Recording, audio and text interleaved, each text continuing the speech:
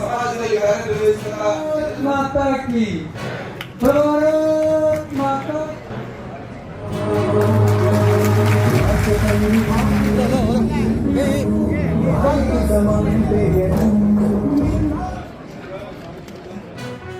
ಸಂವಿಧಾನಕ್ಕೆ ತೀವ್ರ ಯಾರು ಅಪಚಾರವನ್ನು ಮಾಡಿದ್ರು, ಬಾಬಾ ಸಾಹೇಬ್ ಅಂಬೇಡ್ಕರ್ ಯಾರು ಭಯಂಕರ ಅಪಮಾನ ಮಾಡಿದ್ರು, ಅವರು ಇವತ್ತು ನಾನು ಹೇಳಿದ್ನಲ್ಲ ಪಿಕ್ ಪಾಕೆಟ್ ಮಾಡಿ ಕಳ್ಳ ಕಳ್ಳ ಕಳ್ಳ ಅಂತೋಡೋರು ಆ ಕೆಲಸವನ್ನ ಮಾಡುವವರು ಬರ್ತಾ ಇದ್ದಾರೆ. ನಾವು ಜಾಗೃತಿ ವಹಿಸಬೇಕು.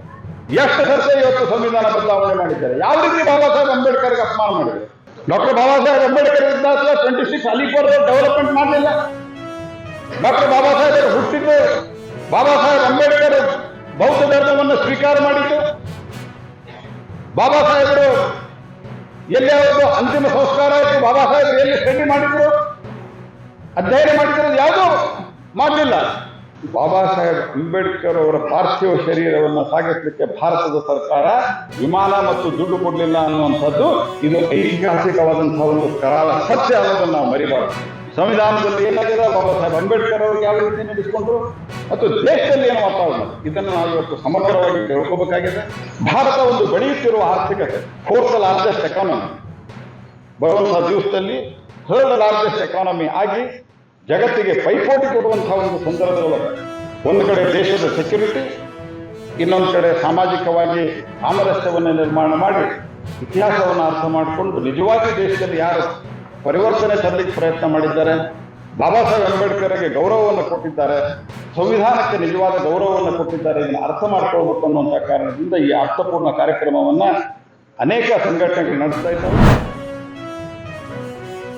ಹೋಲ್ಡಿಂಗು ಮತ್ತು ಯಾವುದೇ ರೀತಿಯಂಥ ಬ್ಲ್ಯಾಕ್ ಮಾರ್ಕೆಟಿಂಗು ಇದರ ಬಗ್ಗೆ ಕಟ್ಟುನಿಟ್ಟಿನ ಕ್ರಮ ತೆಗೆದುಕೊಳ್ಳಲಿಕ್ಕೆ ನಾವು ರಾಜ್ಯಗಳಿಗೆ ಸೂಚನೆ ಕೊಟ್ಟಿದ್ದೇವೆ. ಮತ್ತು ಆರ್ಟಿಫಿಷಿಯಲ್ ಸ್ಕೇರ್ಸಿಟಿ ಮಾಡುವಂಥದ್ರ ಬಗ್ಗೆಯೂ ಸಹಿತ ನಾವು ಸ್ಪಷ್ಟ ಎಚ್ಚರಿಕೆಯನ್ನು ಕೊಟ್ಟಿದ್ದೇವೆ. ಯಾಕಂದರೆ ನಾನು ಈಗಾಗಲೇ ನಮ್ಮ ಡಿಪಾರ್ಟ್ಮೆಂಟಿನ ಪತ್ರಿಕಾ ಹೇಳಿಕೆ ಮೂಲಕ ನನ್ನ ಹೆಸರಿನಲ್ಲಿ ಬಂದಿರುವಂಥದ್ರಲ್ಲಿ ಎಷ್ಟು ನಮ್ಮ ಕಡೆ ಸ್ಟಾಕ್ ಇದೆ ಫಿಗರ್ಸು ಕೊಟ್ಟಿದ್ವಿ. ನಮ್ಮ ಕಡೆ ಸಾಕಷ್ಟು ಪ್ರಮಾಣದಲ್ಲಿ ಬೇಳೆಕಾಳುಗಳಿದ್ದಾವೆ ಮತ್ತು ಅಡಿಗೆ ಎಣ್ಣೆ ಇದೆ. ಹಾಗಾಗಿ ಇದು ಯಾವುದಕ್ಕೂ ಯಾರೂ ಜನ ಅಂತೂ ಯಾವುದೇ ಕಾರಣಕ್ಕೆ ರಶ್ ಆಗುವಂಥ ಅಗತ್ಯತೆ ಇಲ್ಲ. ಮತ್ತು ದೊಡ್ಡ ಪ್ರಮಾಣದಲ್ಲಿ ನಾವು ವ್ಯವಸ್ಥೆನೂ ನಮ್ಮ ದೇಶದಲ್ಲಿ ಈಗ ಇದೆ. ಪ್ರೊಡಕ್ಷನ್ನ ಅನೇಕ ವಿಷಯದಲ್ಲಿ ಭಾಳ ದೊಡ್ಡದಿದೆ. ಅಕ್ಕಿ ಗೋಧಿ ಎಲ್ಲ ಸಿಕ್ಕಾಪಟ್ಟೆ ನಮ್ಮದು ಪ್ರೊಡಕ್ಷನ್ ಇದೆ. ಹೀಗಾಗಿ ಯಾರೂ ಆತಂಕಕ್ಕೆ ಒಳಗಾಗುವಂಥ ಅಗತ್ಯ. ಈಗ ಕದನ ವಿರಾಮ ಅಂತಂದರೆ ಈಗ ಸದ್ಯಕ್ಕೆ ಸೀಸ್ ಫೈರ್ ಆಗಿದೆ. ಈಗಾಗಲೇ ಸ್ಪಷ್ಟಪಡಿಸಲಾಗಿದೆ ಭಯೋತ್ಪಾದನೆ ಒಂದು ಯುದ್ಧ ಅಂತ. ಭಯೋತ್ಪಾದನೆ ಒಂದು ಐಸೋಲೇಟೆಡ್ ಚಟುವಟಿಕೆ ಅಂತ ನಾವು ಪರಿಗಣಿಸ್ತಿಲ್ಲ, ಯುದ್ಧ ಅಂತ.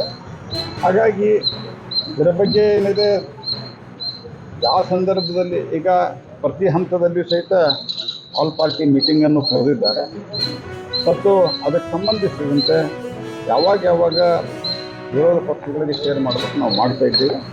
ಉಳಿದಂತೆ ಸ್ಪೆಷಲ್ ಸೆಷನ್ ಇತ್ಯಾದಿ ಬಗ್ಗೆ ಪಾರ್ಲಿಮೆಂಟರಿ ಅಫೇರ್ಸ್ ಮಂತ್ರಾಲಯ ಅದಕ್ಕೆ ಕಳೆದ 3-4 ದಿವಸದ ಆಪರೇಷನ್ದಲ್ಲಿ ಭಾರಿ ದೊಡ್ಡ ಪ್ರಮಾಣದಲ್ಲಿ ಭಯೋತ್ಪಾದನೆ ಇನ್ಫ್ರಾಸ್ಟ್ರಕ್ಚರ್ಗೆ, ಭಯೋತ್ಪಾದನೆ ಹೈಡೌಟ್ಗಳಿಗೆ, ಭಯೋತ್ಪಾದನೆ ಟ್ರೈನಿಂಗ್ ಕ್ಯಾಂಪ್ಗಳಿಗೆ ಭಾಳ ದೊಡ್ಡ ಪ್ರಮಾಣದಲ್ಲಿ ಹೊಡೆತ ಭಾರತ ಕೊಟ್ಟಿದೆ.